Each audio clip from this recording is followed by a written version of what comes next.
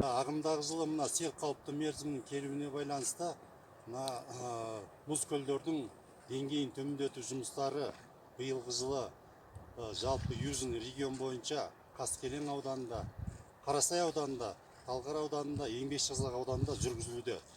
Осы 4 ауданда биылғы жылы деңгейі қауіпті деген көлдердің 4 көл тіркелген. Осы 4 көлге биылғы жылы міне бүгін осы Түрген номер 1 көлге бүгінгі күні жару жұмыстарынан кейін сифон арқылы деңгейін төмендету жұмыстары қазір іс-шара ұйымдастырылып бүгін жүргізіліп жатыр.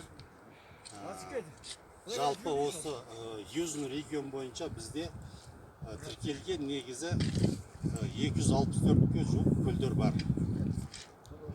Бұл көлдердің бәрін енді бізді күнделікті бақылау, қадағалау, жазғы сел қалыпты мерзімі кезінде гидробекеттер қойылған. Жалпы 15-ке жуық гидробекеттер күнделік ақпаратты тәулігіне 3 қайта рация арқылы алмасып отырамыз. Жағдай бақылауда, жағдай қалыпты. Для превентивных мероприятий производим взрывные работы для понижения уровня озера номер 1 на бассейне реки Тургень.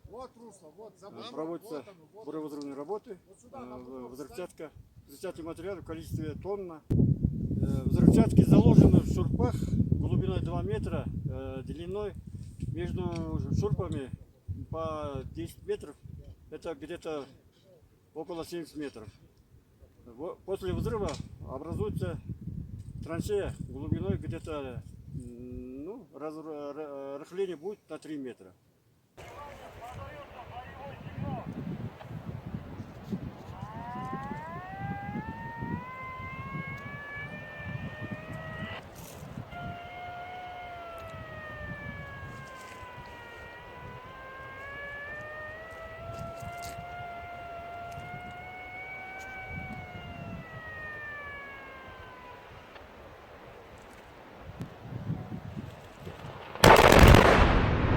Да, камни летят, видишь? Летят? Вот они летят. Да, летят.